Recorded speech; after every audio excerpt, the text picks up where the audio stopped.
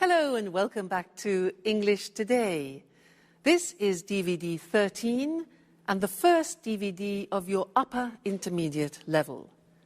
And in this DVD, we'll begin with another 3 episodes of our story, That's Life, followed by our special TV programs, which include Everything But the Kitchen Sink, featuring our culinary experts. And then there will be a discussion about India and China. Do they represent a threat or an opportunity? Then, in the grammar section, we'll be studying more about the present perfect and the present perfect continuous tenses. And then we'll learn about the gerund and the infinitive. And we'll also study the first conditional. All right? So, I hope you enjoy yourselves. Sharon, I called a real estate agent 5 minutes ago. He deals with apartments in Japan. He said he'd send an email with some photos. That way we can choose which apartment we like the best. Don't rush me, Peter. You know I haven't decided. I know. We've talked about this a lot. But doesn't the idea of leaving appeal to you? I mean, just think of it. A new country. A new life together, new experiences. Now, I'm really enthusiastic about this opportunity. It's not every day you have a chance like this. Well, I've wanted to make changes in my life for a long time. But these changes seem so, well, so overwhelming. There, I said it. I've never been to Asia, and I'm frightened of going there to live. But I told you that Alice has been there. She went to Japan in 1995. She says it's a fascinating country. It's antique and modern at the same time.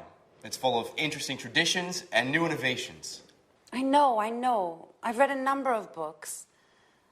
Last night, I finished reading Japan in the 21st Century. I admit, I'm curious about it all. You see, just remember, you were afraid when we came to London, but you've adjusted well. We've been here a year and a half, and you haven't once complained. I take that back. You complained once last week. Come on, Peter, stop joking around. You're right, I've made great friends. That's why I'm so hesitant to go. I know. I'm also sad at the idea of leaving everyone. But hey, Jack. How long have you been in here? A couple of minutes. Excuse me, I didn't mean to spy. But you were so involved in your discussion. So you've heard that she still hasn't decided, even if she's going to decide soon.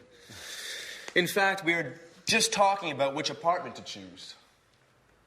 Well, don't rush it, Peter. Decisions about major changes take time. So whose side are you on?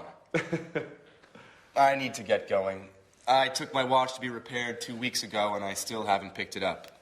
Sooner or later, they're going to put it up for sale. Bye. Jack, I'm leaving her in your hands. Please try and convince her.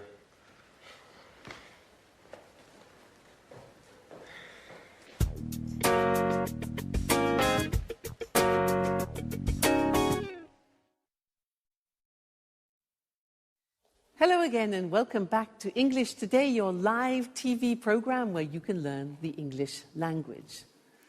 That last episode, I'm sure Jack can manage to convince Sharon to go to Japan. What do you think?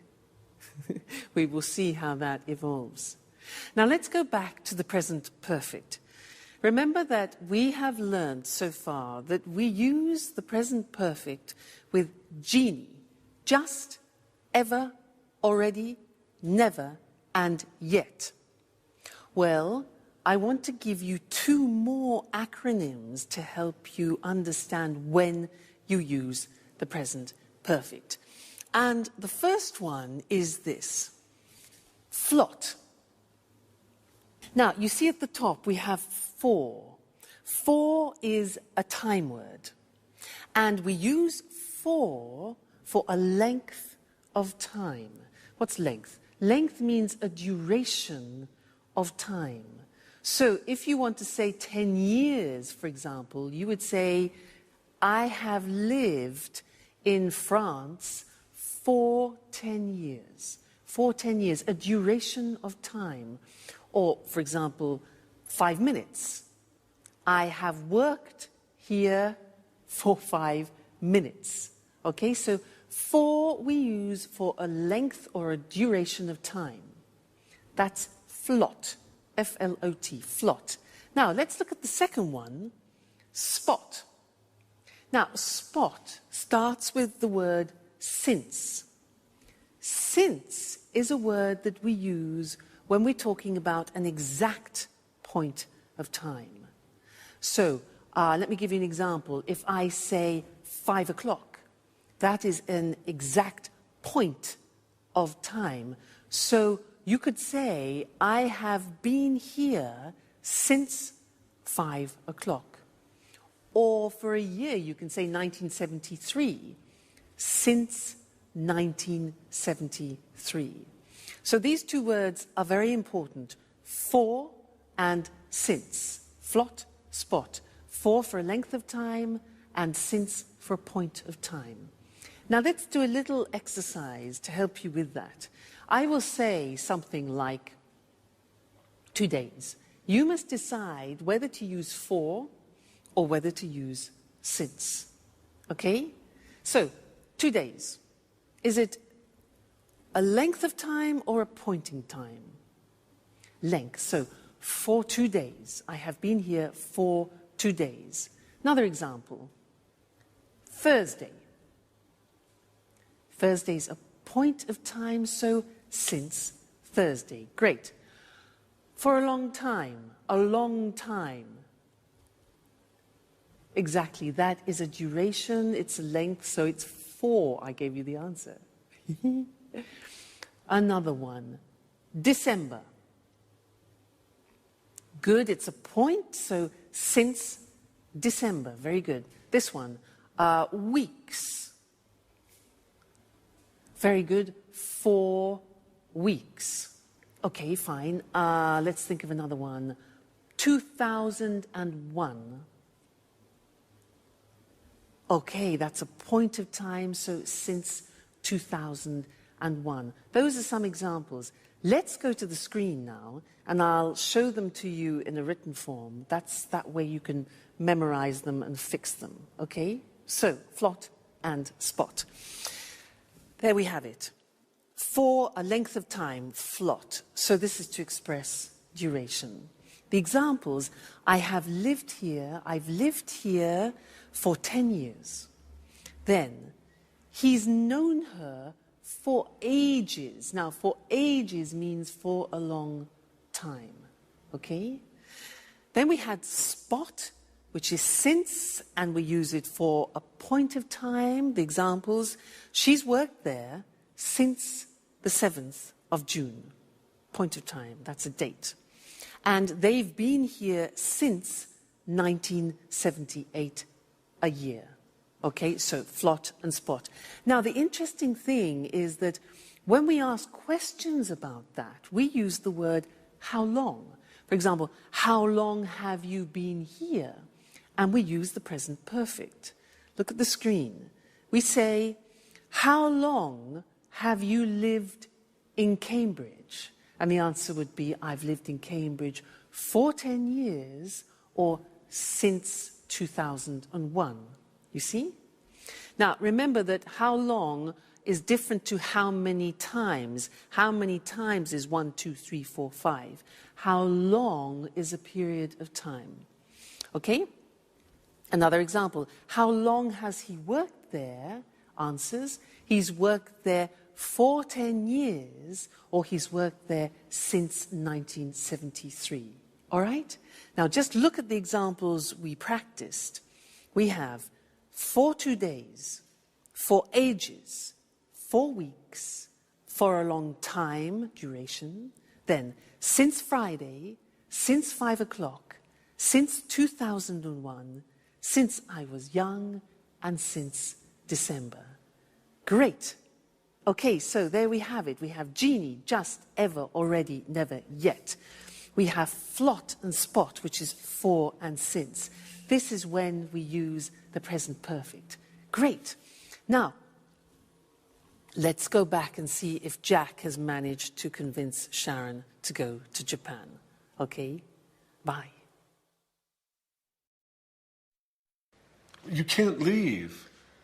Now that we finally found each other. Stop it, Jack.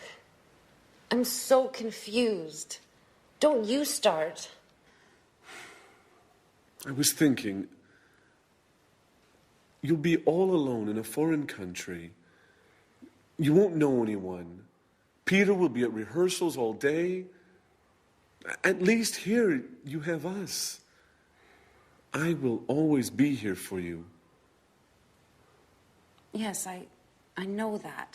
Oh, and did you know that women can't go out alone in Japan? Jack, that only happens in the Middle East. Stop it now. The truth is, I love new experiences.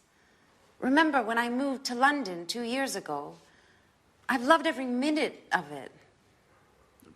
But that's not what you told Peter. I said it on purpose. You know I want him to slow down. I heard what you said 5 minutes ago. You were sincere. You weren't joking. You misunderstood, Jack.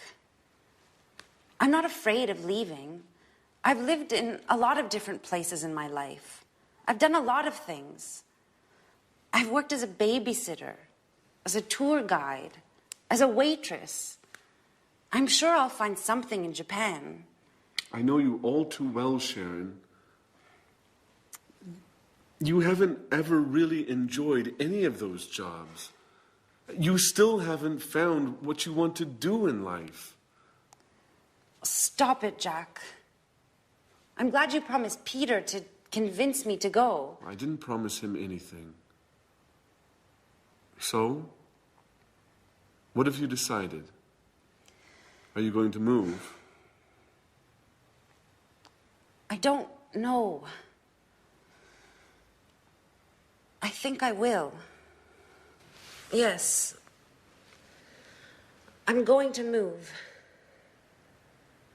If you've already decided, why did you have a job interview yesterday afternoon? Who told you that? Anne? No. I haven't spoken to her for days. So how did you find out? It doesn't matter. So, you still haven't answered my question. I don't have to answer to you, Jack. Okay. I see you're angry.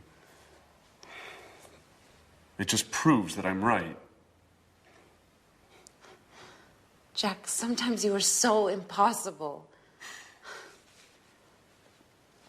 Have you ever considered that maybe it's the best thing for me? And what about you, Sharon? Have you ever thought that you might be in love with somebody else? Listen, I refuse to give up.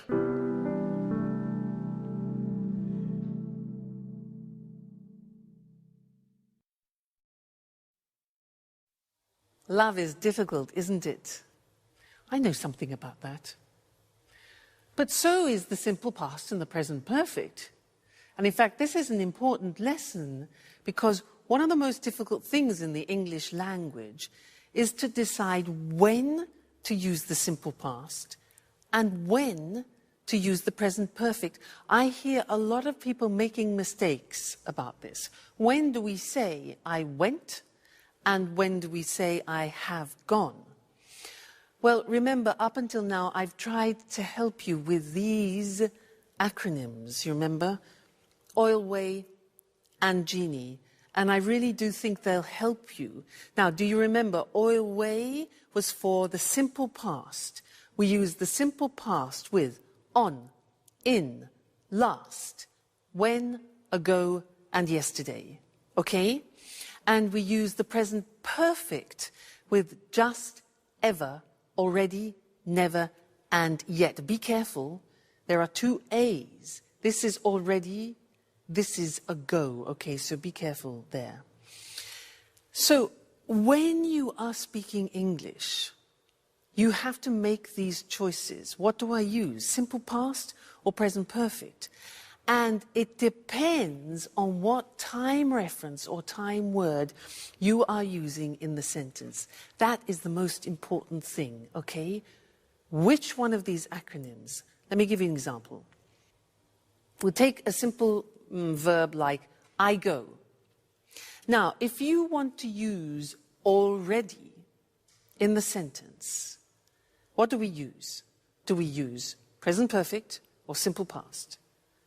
Already is part of genie, just, ever, already, never, yet. So you need the present perfect. And you say, I have already gone. Now, if you want to use last week, where is it? L, last, simple past. So you say, I went last week. Now, you try. I want to use just. Which one? Genie, just. So we say, I have just gone. Present perfect. Okay, next one. I want to use yet. Now be careful, there are two Y's.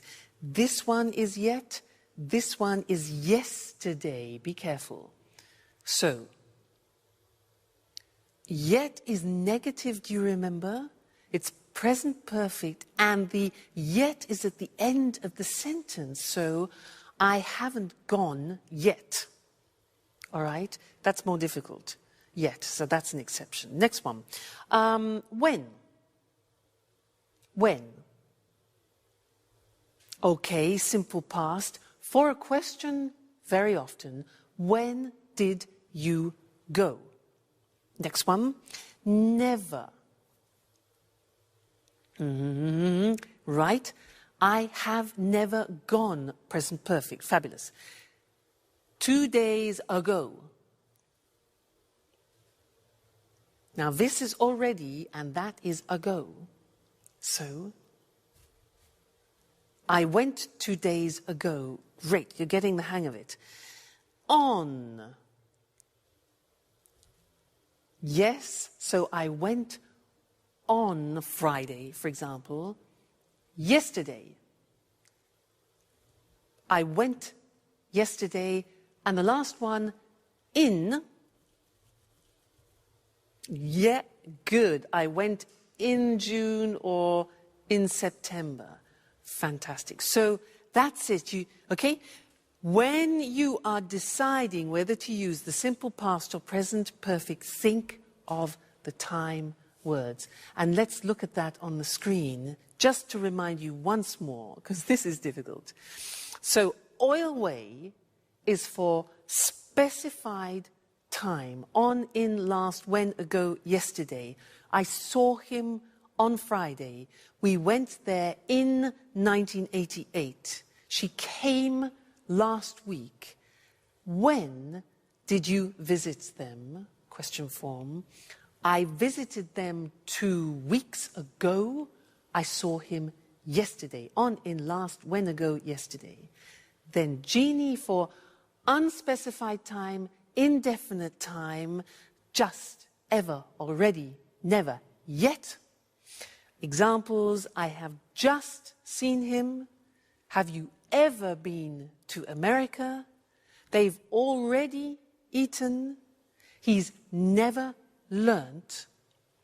And have you met them yet?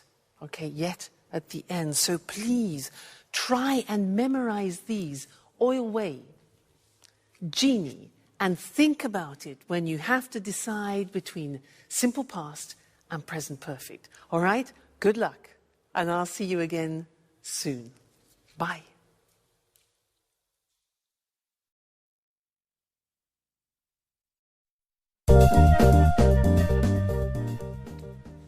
Okay. Sharon, you remembered to buy the beer, right? Of course I did. And you managed to bake the cake, right? Not yet. I'm going to bake it this afternoon. I still need to get some chocolate. Actually, Jack offered to get some for me. He promised to bring some before lunch. Sorry, but I can't help you with the cake. I have to take some tourists to visit the Tate Gallery. Oh, don't worry about it. I'll have Jack to help me. He decided to stay home today to give me a hand.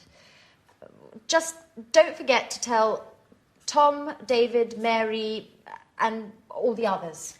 Don't worry, Peter said he'd take care of it. I'm sure he's already got in touch with everybody by phone. Great. Everything is going as planned. Oh, don't forget to buy the present. Don't worry.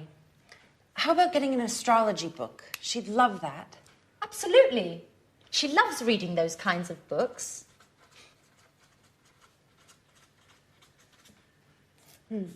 I hope I can get it before I go to work. By the way, have you heard anything from Mr. Dubois? Well, he told me he expected to come, but couldn't confirm. Well, you know how it is being so busy and everything. It's hard for him to give a definite answer one way or the other. I imagine being a stage director is difficult. Alice would be so happy if he comes. Yes, she will. Anyway, Mum's the word. If you say anything, it won't be a surprise. Hey everyone, what are you up to? Oh, nothing important. Oh, I almost forgot. Happy birthday, Alice. So, what have you arranged to do this evening? Well, I considered celebrating with you guys. I mean, if you want to. Oh, I'm really sorry, but, well, Jack has arranged to eat out this evening with his colleagues, and he can't put it off now. And, well, I agreed to correct some reports. Oh, I see.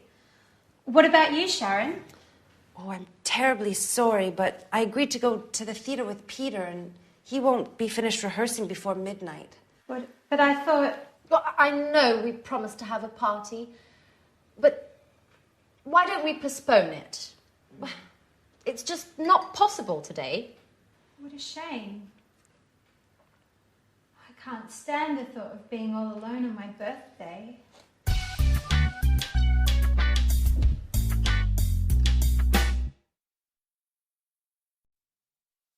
Hello again. She really believed them, didn't she? Great actors. Now, in this lesson, I want to do something new, and it's related to gerunds and infinitives. In that last episode, our friends used some quite complicated sentences, which I want to look at with you now. Anne said, Jack offered to get some cake. Do you notice that there are two verbs together there? Jack offered to get some cake. Now, offered here is followed by an infinitive. That's one example. The next example is, she said, he promised to bring some before lunchtime. He promised to bring some. Promised is followed by an infinitive, promised to bring. Then Anne says, she loves reading. Loves reading. Now, love is followed by a gerund. Then Sharon says, yes, I imagine being a stage director is difficult. I imagine being. Gerund. So here we have offer, which is followed by an infinitive, promise, followed by an infinitive, love, followed by a gerund, and imagine, followed by a gerund. And you're probably thinking, so how do I learn these? Well, you have to learn them by heart, as we say. Yeah, there's no other choice. So let's go to the board now, and I will show you how it works. And unfortunately, like the simple past irregular verbs, it's all a question of memory. So, as we said, when you have a main verb followed by another verb, sometimes it's in the infinitive, sometimes in the gerund. Let's look at some examples. You managed to bake a cake. The verb manage is followed by an infinitive. Jack offered to get some. He promised to bring some. I have to take some tourists. Have to in the sense of obligation. What have you arranged to do? Arranged plus infinitive. I agreed to correct some reports. So there you see manage, offer, promise, have, arrange and agree are followed by the infinitive with to. Let's move on to the other examples where verbs are followed by the gerund. She loves reading. So love followed by reading. Gerund. I imagine being a director is difficult. Imagine followed by gerund. I considered celebrating. Considered followed by gerund. Celebrating with you guys, and he won't finish rehearsing before midnight. So there we have examples of love, imagine, consider, finish, followed by the gerund forms. So it's a bit complicated, and it's a question of familiarizing yourselves with the verbs that take gerund and the verbs which take infinitive. It comes with practice, don't worry. But this is just an introduction. So, let's go back and see what's going on in Alice's birthday party, all right? And I'll see you later. Bye.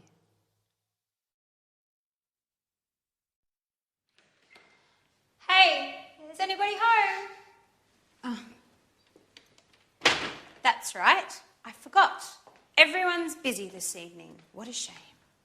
I resent having to spend my birthday all alone.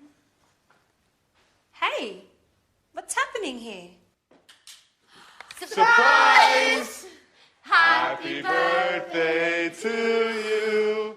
Happy birthday to you. Happy birthday, dear Alice. Happy birthday to you. Oh, I'm so happy. I didn't expect to find anybody here. I thought I had to spend my birthday all by myself. Oh, did you really think we would forget to celebrate your birthday? Well, yes. You played quite a trick on me. And you fell for it. Come on, everyone. A toast to Alice. Oh, wait. Before we make a toast, we have another surprise. Another surprise! Daddy!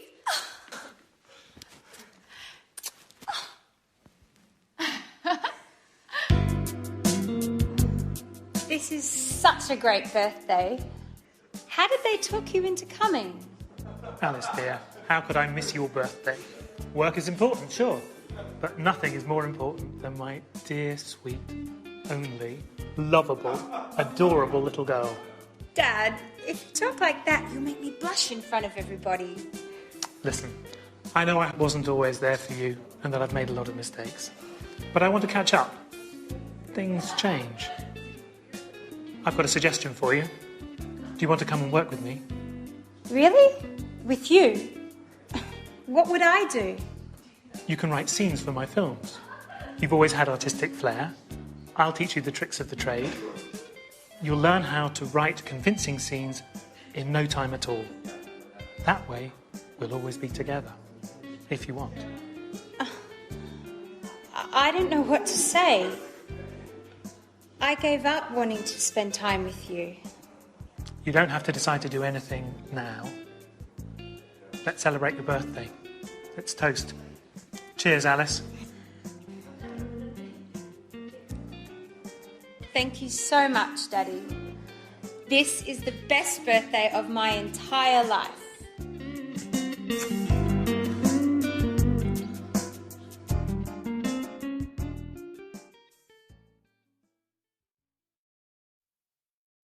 Happy birthday, Alice.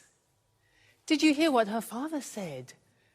He said, if you work with me, I'll teach you the tricks. Now that's an opportunity, not only for Alice, but also for us, because he used a grammatical form that I want to teach you now. If you work with me, I'll teach you the tricks. And that in English is a conditional form, the first conditional.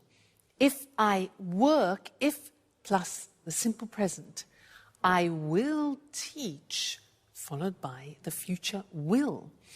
So to illustrate this a little bit better, I want to talk to you about what is almost a religion in England, making tea. Now, every household in England has one of these, this. Do you know what this is called? It's for water, to heat, to boil water. In English, we call it a kettle. Every English household has a kettle. We have all sorts of different models as well. And I can assure you, if you buy a kettle, you will never regret it. Why? Look at this. It's very light, plastic, and it's very fast. So, if you fill this kettle to about here, it's 1.5 liters. And then, here's the plug. If you plug the kettle in, the water, 1.5 liters, will boil in 3 minutes. Incredible. So, 1.5 liters, if you boil 1.5 liters, then it will be ready in 3 minutes, okay? The other good thing is that if you want to carry the water to another place, look, take it off the element and it's portable. Now, there's one thing to remember inside. Sometimes it gets a bit dirty. You have a special liquid to clean it. Because if you don't clean it, then it'll change the taste, or it might change the taste of the tea. Okay, so that's important. So, a kettle. If you buy this, I can assure you, you will never regret it. Okay, now, I was using some conditional sentences there, and I want to go to the screen now to look at those more carefully. It was the first conditional, using if, all right? And this is used to describe real possibilities. So, look at this. If you work with me, this is Alice's father, I'll teach you all the tricks. So we have if, then the present tense, and then will and the infinitive, which is probably different to your own language, so be careful about that. The other example, if you use a kettle, you'll make tea faster. So present tense, future with will. If you use a kettle, you'll make tea faster. If you don't clean it, the tea won't taste good. You see the negatives there? If we don't, negative of the present, the tea won't, negative of will, taste good. Now, we can sometimes change the second part. Look at the next example. If her father offers her a job, she might accept it. Now, using might gives the idea of uncertainty, but that's fine to use in the first conditional. The other example, if he accepts the job, if he accepts the job, he might move, go to Japan. All right, so you can also use might. If you stay with me in English today, you will learn the English language. All right? Great. Well, I'll see you again in the next lesson. Bye.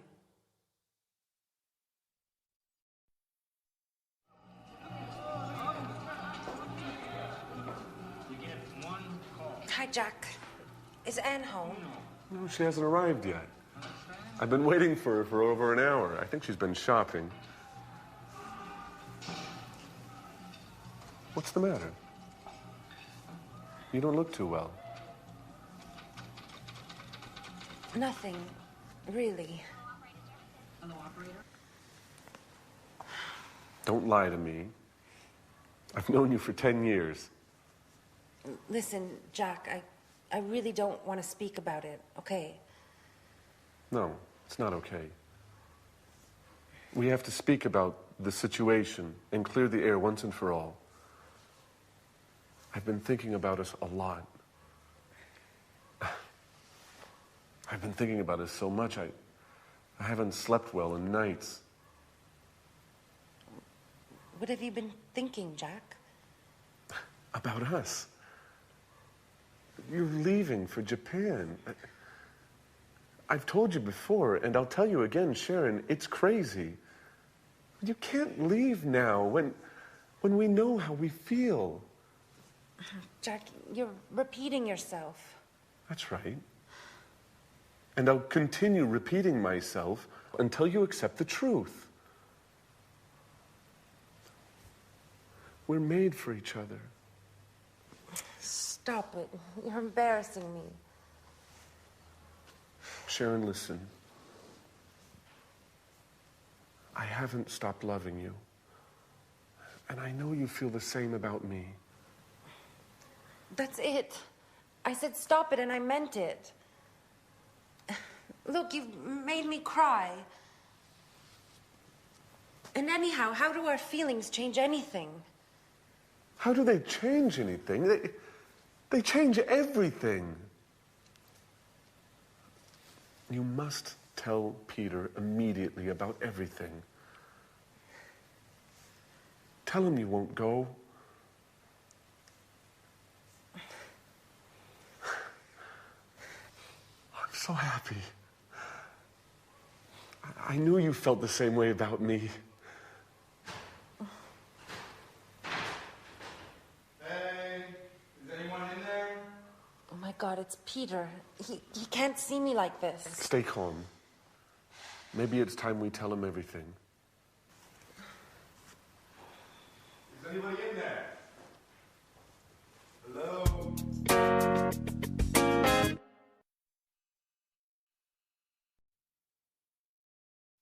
Hello, everyone, and welcome back to some more English today. It's the moment of truth for Sharon, isn't it? Now, in that episode, they used some very interesting language, and language which is a grammatical form very typical to English. It's a form you don't find in many other languages. Let me give you some examples. Jack said, "I've been waiting for her for over an hour. I've been waiting for her. She's been shopping. She's been shopping." And Jack also said, "I've been thinking a lot about us," remember? She said, "What have you been thinking, Jack?" Now that's the form that I want to look at with you now, because, as I said, it's very unusual and particular to the English language. So, London Bridge, the Tower Bridge. Now that's a useful image because, in fact, this grammatical form is about bridging two different forms. It's about bridging the present perfect has been or have been with the present continuous form. For example, I am working. Now, you put those together, mix them all up.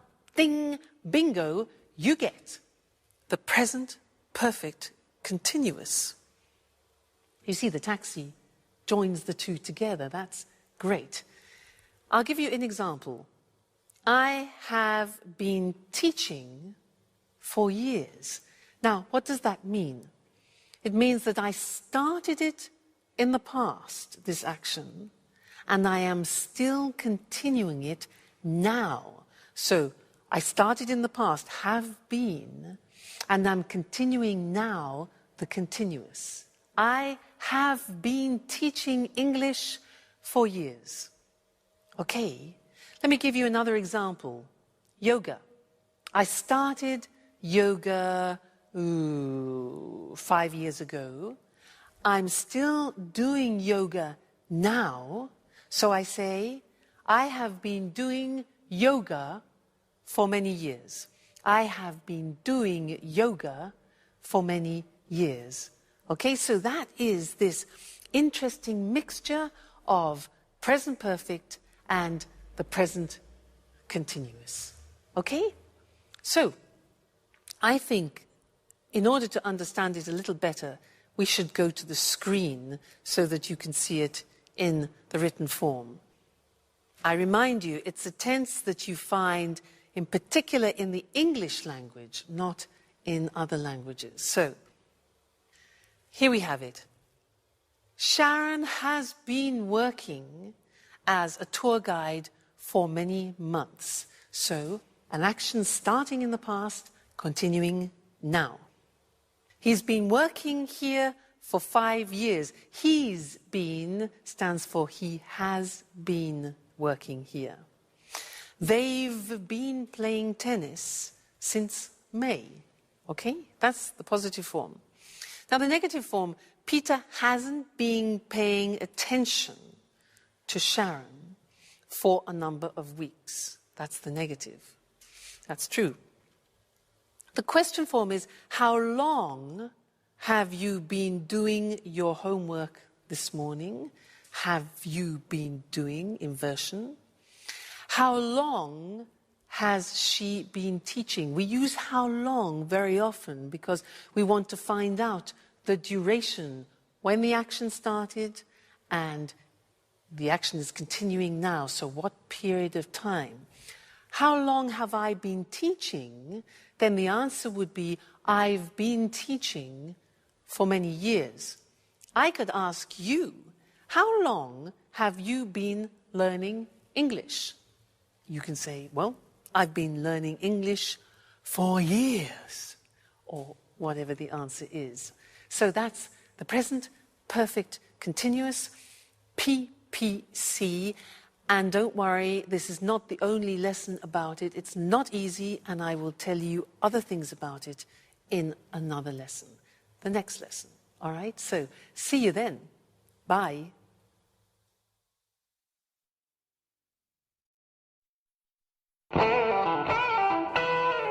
Jack? Sharon?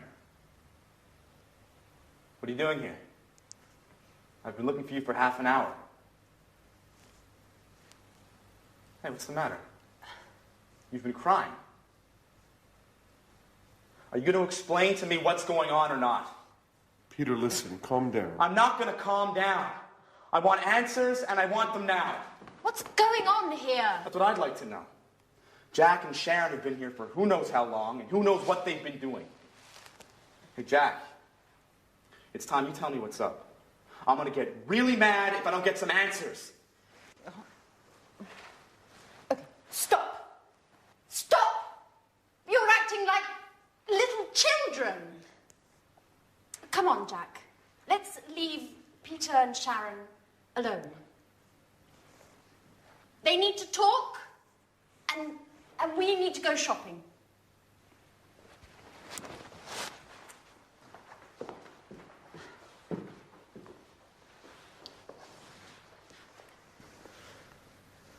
So, Sharon? What's going on? Peter, I have to tell you something I've never told you before. I've known Jack for a long time. We went to the same university together, and, well, we were once engaged. What? So that's why Jack came to live here. You've been seeing each other, haven't you, Sharon? No, Peter, I swear, it's true. We just happened to meet here. It happened by chance. By chance? That's a strange stroke of luck. Just enough to bring back some old passionate feelings? How long has this been going on, Sharon? Nothing has happened between Jack and I. Even if I do still have some feelings for him. After all, Peter, you've been neglecting me for months. The only thing that's important to you is your work. You live, eat, and drink theater and nothing else. So you're saying this is my fault? No one is at fault. It's just that we want different things from life at the moment. I've had 2 interviews with the director of the Archaeology Museum. They want to open an art exhibition, and they've offered me a job. Do you understand, Peter? It means a job I would really love. What are you getting at, Sharon? Would you stay here and not go to Japan if I asked you? What kind of question is that? Answer me, Peter. It's important. I've accepted the job. Without asking me. How could you? Did you ask me about Japan? Did you, Peter, huh? Are you willing to stay here with me?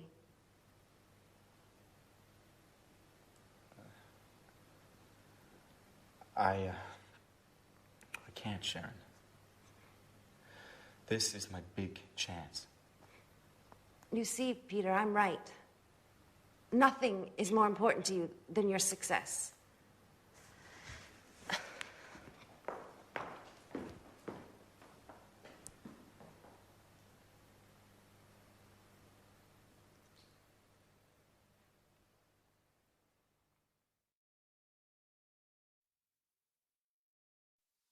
So this is our moment of truth.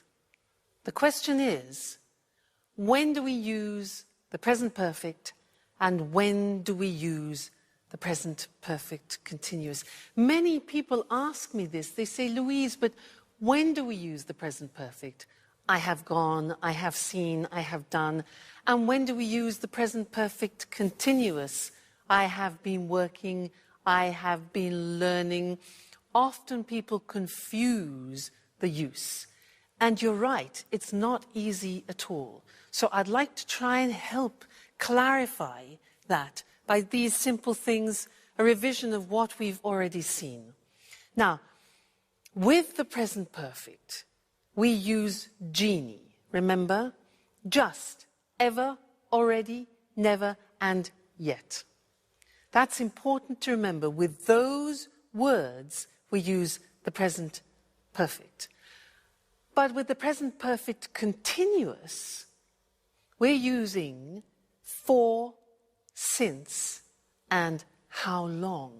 Okay, now that is the difference. So if I take a phrase like, I do the exercise, and I want to use the time word already, then you need the present perfect. I have already done the exercise. But if you want to use the concept of since, you can't use the present perfect, you use the present perfect continuous. So I have been doing the exercise since Friday. Another example would be, for example, just. Just is a present perfect word. So we say, I have just done the exercise. If you want to use for, we're into the present perfect continuous, the PPC. So I have been learning English for many years.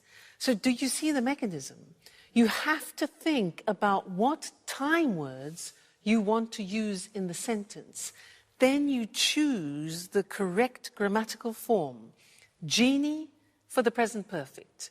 For, since, how long? How long have you been learning English for the present perfect continuous? That way you can distinguish between the two forms, all right? So try and memorize those time words, and I can assure you it will help you a lot when you're speaking. All right? Great. Well, see you again in the next lesson. Bye. Welcome to Cooking Today. We're delighted to be back in Lisa French's home again. Lisa, we've had so many calls since our last program. I'm glad to hear it. Well, now let's see.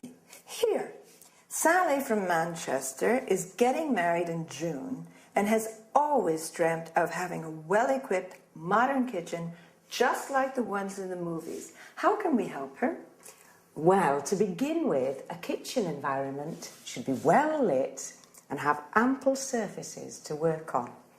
Also, plenty of drawer space is necessary for storage of food items and utensils. I know what you mean. I have to contend with a small kitchen that has neither light nor enough drawer space. That's why I go out to restaurants. You don't need a king-size kitchen to enjoy cooking in it. What's important is organisation and having things at hand. What are the main appliances newlyweds should have? Well, obviously, a hob, an oven, and a fridge are absolutely essential. Today, many people can't survive without a dishwasher. I'm one of those people. I really hate doing dishes. So do I. Getting back to the subject, I'd like to show our viewers some optional appliances. Although they're not strictly necessary, they often come in handy in large families or when entertaining guests frequently. One is the grill. Another is a deep fryer for large quantities of chips and other tidbits. That's not the appliance for me. I love healthy cooking. In that case, you need a steamer oven like this one. In the US, it's hard to find a kitchen without a microwave. Microwaves are quite useful, especially for busy people. Other appliances, which are also common in the US, are water and ice dispensers like this one. Well, everybody seems to have a food processor these days. Why is a food processor so useful? Well, a food processor is a great boon since it's a real space and time saver. It has many different functions. It can mince meat, grate cheese and vegetables, make breadcrumbs, pulp tomatoes, fruit, and so on. So what else can you show us? An electric beater like this can be used for whisking eggs, as well as making mayonnaise. Other kitchen aids are scales and measuring utensils. Careful weighing and measuring are fundamental for successful cooking, since recipes are generally in kilos and grams. All right. There are a lot of other things that we could talk about, but unfortunately our time is up. Lisa, once again, it's been great being here. Thank you for your help. You're welcome. Well, let's analyze some of the vocabulary used by Lisa. Talking about the appliances for cooking, she spoke about a hob, or U.S. stove, where you cook food, an oven, where you roast or bake food, a grill, where food is cooked by strong direct heat. As we saw, the following machines can be optional. A deep fryer in which you fry food, a steamer oven where you can cook food in steam rather than water, a microwave where food is cooked by electromagnetic radiation. Then she referred to items where food can be stored like a fridge, originally refrigerator. The section with frozen food is called a freezer. The section of the fridge which produces cold water and ice is called a water or ice dispenser. Lisa also said drawers are important. You need them to keep utensils, cutlery, and so on. A dishwasher is a machine for washing dishes, cutlery, glasses, and so on. Other small appliances are a food processor, a machine which can ground, mince, or chop food, an electric beater where you mix, whip, or whisk food, scales or measuring utensils used for measuring food, weight, or liquids. Then Lisa used some culinary terms, such as mince, that is chopping meat into very small pieces. Notice that mincemeat is a mixture of dried fruit. Cheese and carrots can be grated, that is, finely shredded. Or we can say pulp, which means crushing fruit into a soft paste. Pulp is also the soft inner part of fruit. Another useful verb is beat. That is mixing eggs, cream, butter, using a fork or a whisk. That's enough for today. See you again. Bye. Hello, everyone, and welcome to Let's Talk, the evening discussion show with our two commentators, Tom and Marie. Good evening, everyone. Good evening. Well, let's talk business tonight. Let's talk about some important developments in the global economy. Let's talk about new markets and new commercial opportunities. In particular, I'd like to know what you think about the extraordinary economic growth that's taking place at the moment in some parts of the world. Are you referring to China? Yes, and also to India. You know, for the last 5 years, the economies of these countries have been growing at almost double-digit rates.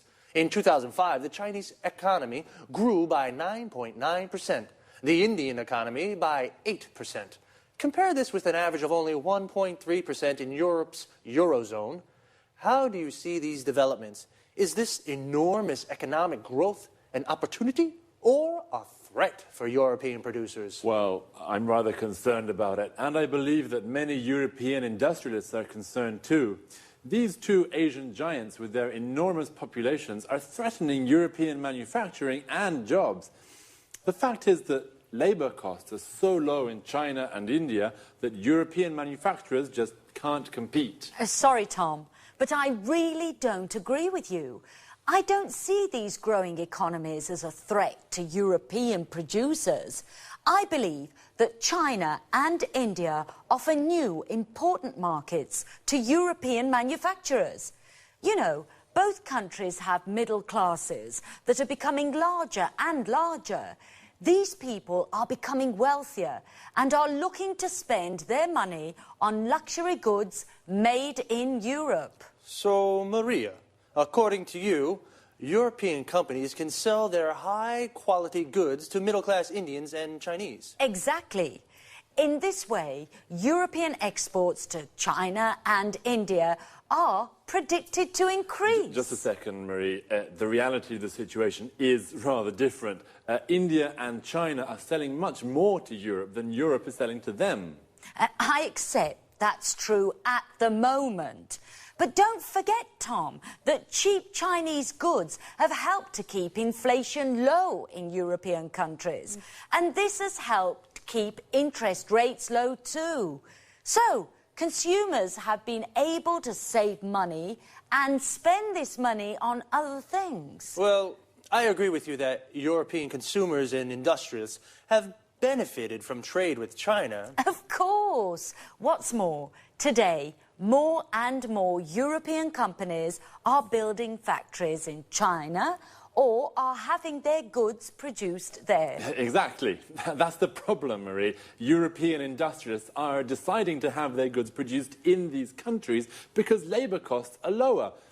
If we continue like this, lots of factories in Europe will close and the number of unemployed will rise. Well, I can certainly see that you have different opinions on these issues. I think you're both right. Like most things in life, economic growth in China and India has its good and bad points. It can either offer commercial opportunities to some European producers, but it can also pose a threat to other sectors of European manufacturing. Okay, let's say goodbye to Tom and Marie. Goodbye. Goodbye. Goodbye to everyone, and see you again for another appointment of Let's Talk. So, we've just spoken about developments in the global economy. The global economy is the economic system of the world. An important development is the economic growth in China and India.